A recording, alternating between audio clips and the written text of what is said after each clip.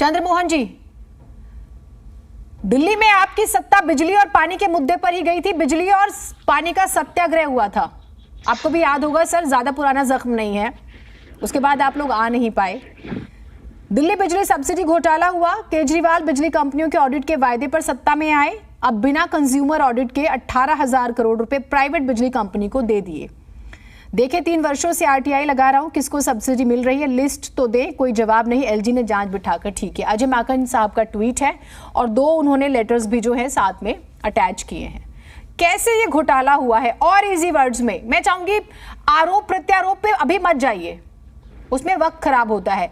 ये स्कैम क्या है, ये इजी वर्ड्स में बताइए। अगर कांग्रेस पार्टी भी ट्वीट करती है, इस मुद्दे को उठाती है, तो घोटाला इजी वर्ड्स में समझाइए आप कैसे हुआ है।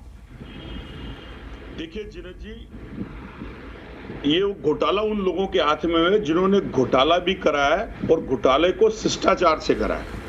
कैसे करा है? ये वो पार्टी है जो लोकपाल बिल लाना चाहती थी और लोकपाल बिल लाकर उन चीजों को सामने लाना चाहती थी। आपको याद होगा जब सत्ता परिवर्तन हुआ कांग्रेस का, उस सत्ता परिवर्तन के अंदर 2 चेहरे आप सरकार ने सड़कों के ऊपर उतारे। एक माननीय पूर्व मुख्यमंत्री शीला दीक्षित जी का था और एक कह अरविंद केजरीवाल जी का था।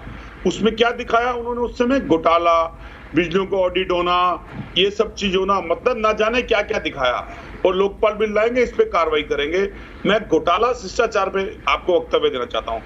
आज पूरा वक्त गुजर जाने के बाद केजरीवाल जी के पास कोई भी वक्तव्य नहीं है।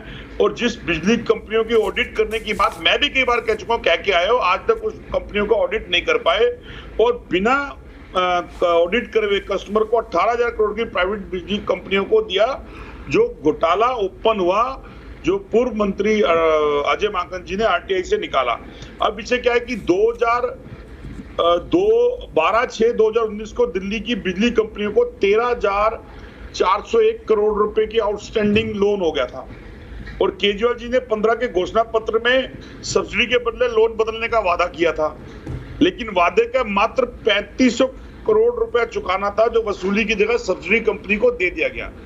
आप सब्सिडी के नाम से लगातार दिल्ली की जनता को और पॉलिटिक्स के अंदर ये कहते रहे कि हम बिजली फ्री दे रहे हैं, लेकिन सब्सिडी के नाम पर आपने सारा पैसा कंपनियों को बेनिफिट में दिया।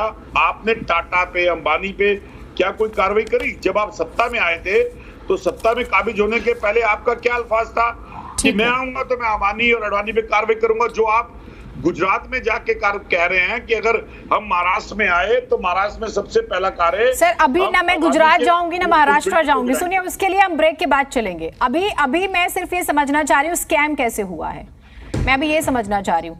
आप अगर और इजी वर्ड्स में बताएं, आप ये कह रहे हैं कि उन कंपनीज को फायदा पहुंचाया गया, कमीशन खाया गया, आप ये कह रहे हैं?